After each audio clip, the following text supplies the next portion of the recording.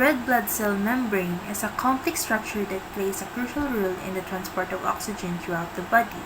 In this presentation, we will delve into the key aspects of RBC membrane, including its composition, the proteins that reside within it, and its physiological significance.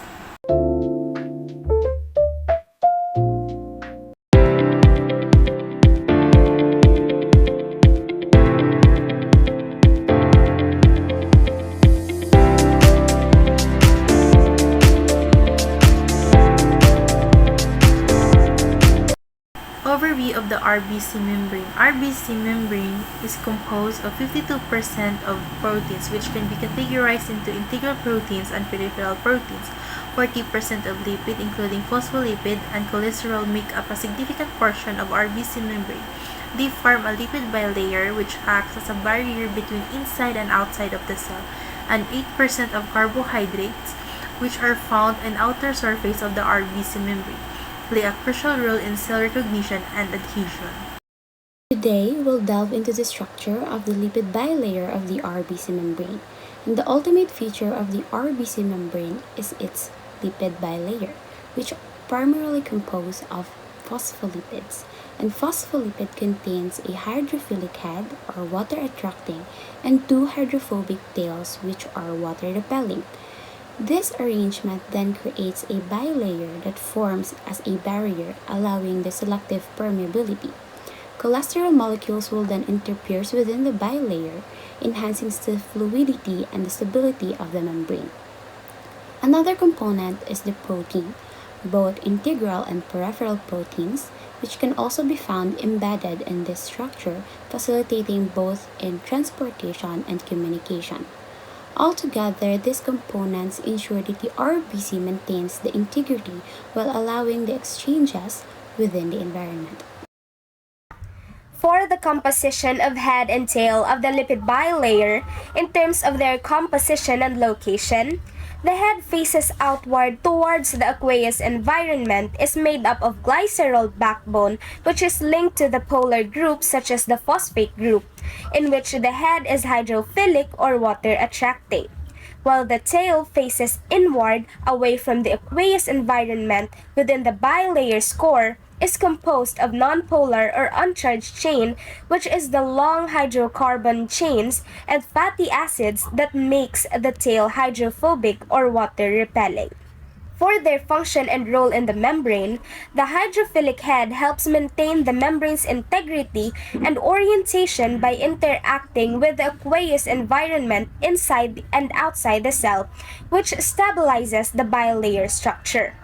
The hydrophobic tail, on the other hand, forms the interior of the bilayer, creating a hydrophobic barrier which protects the cell and prevents water-soluble substances from passing through and help maintain selective permeability.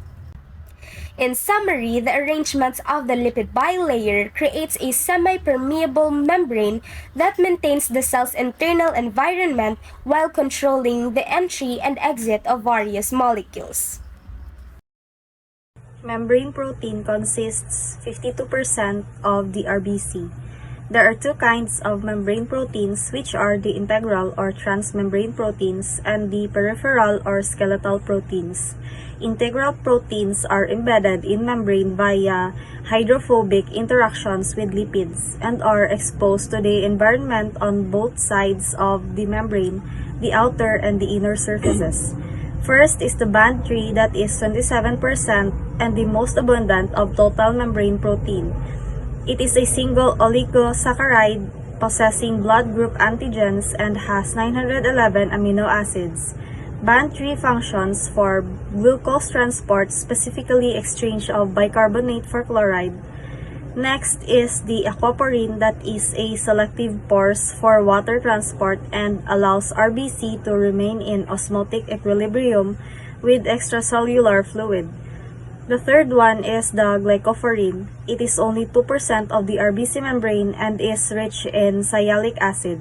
Also, it imparts a negative charge to the cell, reducing interaction with another cells or endothelium. There are 3 to 4 types of glycophorin, namely the glycophorin A, B, C, and D. Glycophorin A is 85% and the most abundant glycophorin that carries MN blood group antigens. Glycophorin B is 10% and carries SS blood group antigens. And glycophorin C and D, which is 4% of the glycophorin, and it carries the Durbich blood group antigens. These are the parts of the peripheral proteins as well as their function. Spectrin, long helical protein forming the primary structural support for RBCs. It supports RBC shape and maintains membrane integrity and deformability. It consists of alpha and beta spectrin. The alpha cross-links with beta spectrin and interacts with ankyrin and band 3. The beta spectrin ensures structural stability by binding to ankyrin. Here are the other peripheral protein.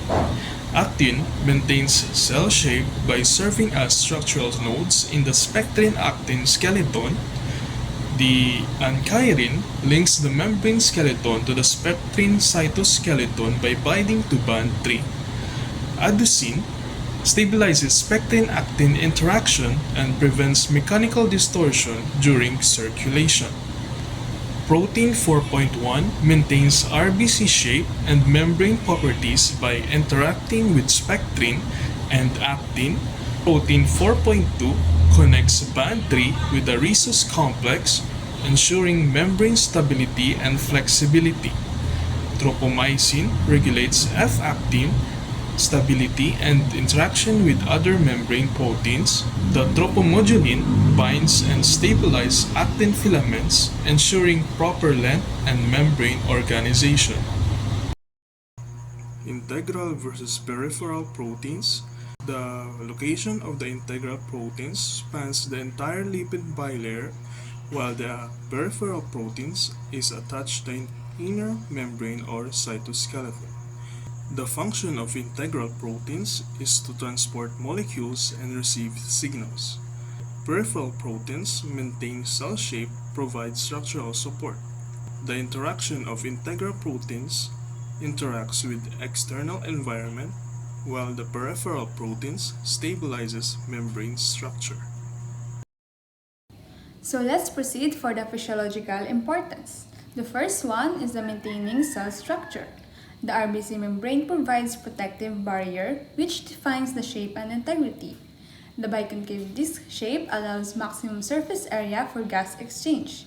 And for the possible disease is the hereditary spherocytosis, a genetic disorder which increases the susceptibility of the RBC to hemolysis. The next physiological importance is the facilitating gas exchange. As we all know, our red blood cells carry oxygen from our lungs to our tissues, which then they make the return trip, taking carbon dioxide back to our lungs to be exhaled. So RBC membrane contains a hemoglobin, a type of protein that contains iron. And the possible disease is the sickle cell anemia, a genetic disorder caused by a low oxygen condition, an impaired ability to carry oxygen leading to anemia and tissue damage. For our third physiological importance is preventing hemolysis.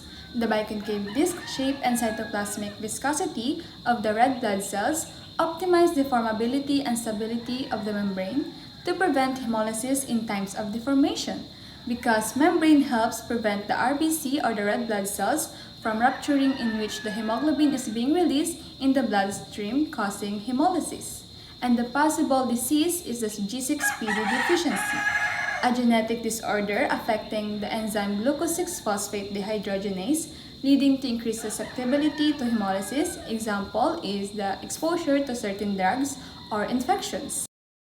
Regulating cell volume. It controls osmoregulation, allowing RBCs to pass through capillaries. Disease associated. Congenital dyserythropoietic anemia. It is an abnormal RB shape that affects volume regulation.